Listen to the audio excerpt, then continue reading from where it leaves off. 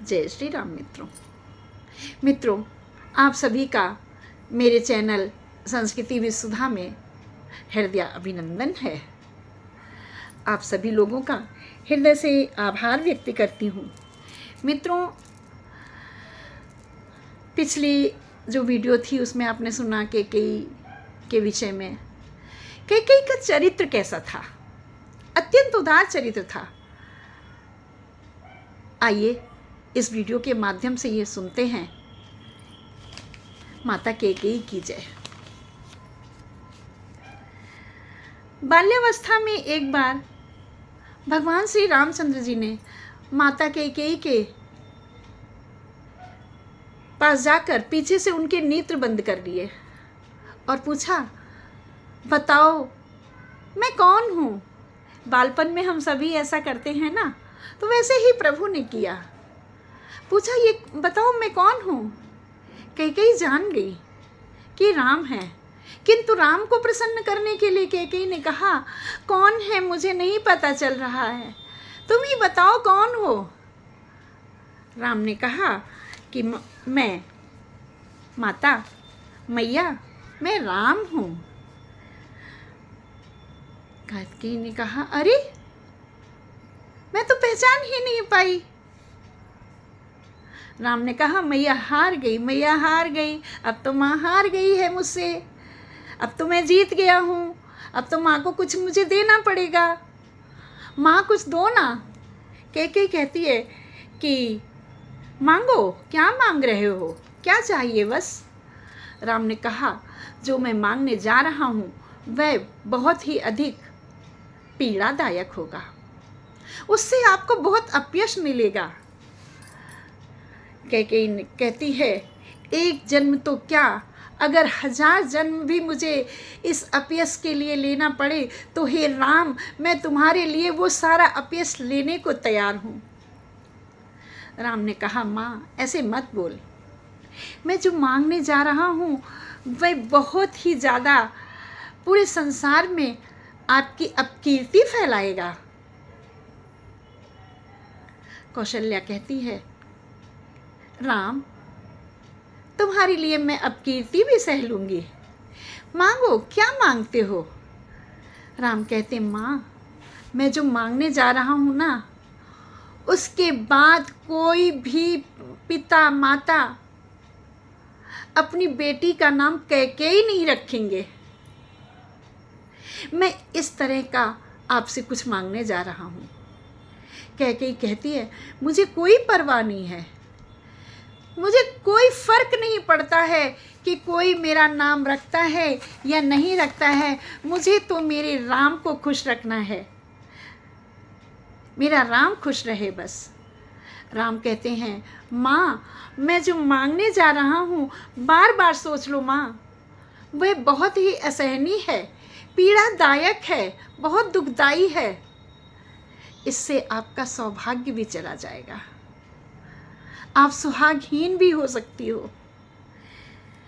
क्या आप इतना बड़ा त्याग करोगी? कैकेयी ने कहा, राम मैं तुम्हारे लिए अपने सुहाग को भी न्यौछावर कर दूंगी। क्या आज कोई ऐसी स्त्री है? मित्रों, कैकेयी निंदनीय नहीं वंदनीय है। कैकेयी ने जितना महत्वपूर्ण कार्य किया, कैकेयी ने जितनी अधिक महानता उदारता दिखाई है, आज तक पूरे विश्व में किसी युग में किसी स्त्री ने नहीं दिखाई। इस प्रकार कैकेयी ने उन्हें वचन दे दिया। मित्रों, रामचंद्र जी कैकेयी के साथ ही सोते थे। एक दिन कौशल्या ने कहा, कैकेयी राम तुम्हारे साथ ही हमेशा सोता है, एक दिन के लिए मुझे दे दो मेरे लल्ला को, मैं अपने साथ सुलाऊंगी। कैकेयी ने राम को कौशल्या के हाथ में पकड़ा दिया। कौशल्या अपने भवन में ले गई।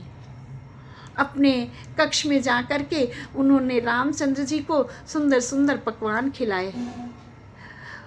और उनके साथ कुछ खेल भी खेले, क्रीड़ा भी की। रात्रि के समय उनको सुलाया, लोरियां गाईं, विभिन्न कहानियाँ सुनाई और राम से बोली, बेटा बहुत रात हो गई है, सो जाओ। राम ने कहा, माँ सो रहा हूँ, मैं सो जाऊँगा। रात्रि के 2 पहर बीत गए। 2 पहर यानी रात्रि का पहला पहर जो होता है 9 से 12 के बीच में, और फिर 2 से 2:30। तो वो इतनी रात हो गई, लेकिन रामचंद्र जी की आंखों में नींद नहीं थी। कौशल्या ने कहा, राघव सो जाओ, क्योंकि वो अपने राम को सोता हुआ देखना चाहती थी। ये देखना चाहती थी कि मेरे राम के मुखमंडल पर कितना तेज है, कितनी आभा है, कितनी लावण्यता है, कितनी मधुरता है, कितना ओज है, ये सब देखना चाहती थी। किंतु राम नहीं सो रहे थे और कौशल्या का ये सपना अधूरा रह रहा था। बोली, बेटा 2 पहर हो गए हैं, बहुत रात्रि हो गई है, अब तो सो जाओ।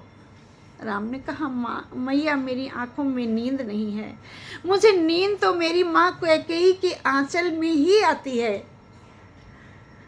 कौशल्या की आंखें भर आईं। कौशल्या ने कहा, चलो बेटा मैं तुम्हें तुम्हारी माँ के पास छोड़कर आती हूँ। और कौशल्या ने राम का हाथ पकड़ा और कैकेयी के पास लेकर गई। कैकेयी के पास लेकर जाती है कौशल्या राम को, तो जैसे ही वो दरबार खोलती है तो एकदम स्तब्ध रह जाती है। कौशल्या अचंभित हो जाती हैं, हैरान रह जाती हैं। देखती हैं द्वार के अगले खंभे के पीछे कोई स्त्री खड़ी हुई रो रही है, उसके पीछे छुपकर। कौशल्या सोचती हैं, इतनी रात में कौन सी स्त्री यहाँ पर रो रही है। जाकर पास में देखती हैं तो कैकेयी खंभे से चिपक कर रो रही होती है।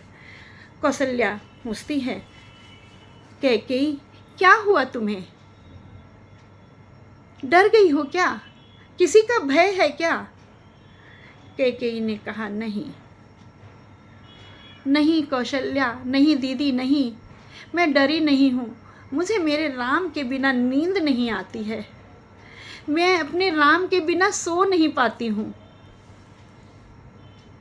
कौशल्या ने कहा, अरे कैकेयी तू तो बड़ी भाग्यशाली है जिसके आंचल में राम सोता है, ब्रह्मांड नायक है। कौशल्या को पीड़ा हुई। कौशल्या आंखों में आंसू भरे हुए राम को कैकेयी के हाथों में पकड़ाती हैं और कहा, लो ले जाओ राम को सुला दो। कौशल्या ने कैकेयी का इतना अगाध प्रेम देखा है। मित्रों, आते हैं कि राम ने क्या मांगा था, या राम ने कैकेयी से क्या कहा था। राम ने कैकेयी से कहा था, मैया आपके जो वरदान हैं, पिता से 2 वरदान मांगना, उसमें पहले वरदान से मेरे भाई भरत को राज सिंहासन और मुझे 14 वर्ष के लिए वनवास मांग लेना। मेरा अवतार निशाचरों का नाश करने के लिए हुआ है, इसमें यह कार्य करवाने में आप ही मेरी भागीदारी बनेंगी, क्योंकि महाराजा दशरथ आपको ही सबसे ज़्यादा चाहते हैं और आप ही ये करवा सकती हैं। अंततः राजा दशरथ, जब मैंने अभी वीडियोस में बताया है और आगे की वीडियोस में भी बताऊंगी कि राजा दशरथ ने भीगे नेत्रों से पिछली वीडियो में बताया कि राम जी को वनवास दे दिया। राम कौशल्या के पास जाते हैं, कहते हैं, हे माता, पिता दीन है मोहि कानन राजू,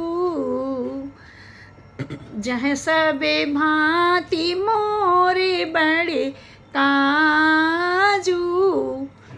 कहती हैं कौशल्या से, माता पिताजी ने मुझे वनवास दे दिया है, कानन राजू जंगल का राजा बना दिया है, और वहाँ मुझे जा कर के बहुत बड़े बड़े कार्य करने हैं। सब भांति मोर बड़ काजू, मुझे वहाँ पर जा कर के बहुत बड़े बड़े कार्य करने हैं। कौशल्या एकदम हैरान हो जाती है, बस ये क्या कह रहे हो? वनवास जाओगे? ऐसे कैसे जा सकते हो? मैं अभी जा कर के राजा दशरथ से बात करती हूँ, मैं अभी जाके पिताश्री से बात करती हूँ। राम कहते हैं, मैया, पिता ने नहीं अपितु माता ने भी वरदान में यही मांगा है। मेरी माँ कैकेयी ने मुझे ये कहा है।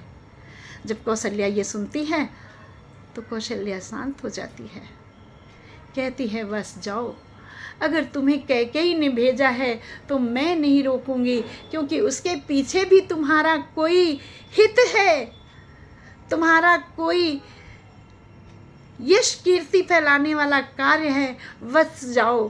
तो कैकेयी मित्रों निंदनीय नहीं वंदनीय है। इसलिए कैकेयी के लिए जो आपके मन में कलुषता है, बुरे भाव हैं, उन्हें मिटा दें।